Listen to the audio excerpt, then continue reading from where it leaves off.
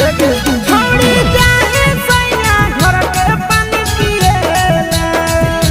कुछ उपाय करके जइने हमरा जिएला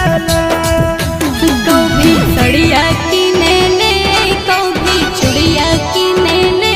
छौड़ा अइबौ जमुई बजरिया ससुररिया से मिले ले कभी सड़िया किने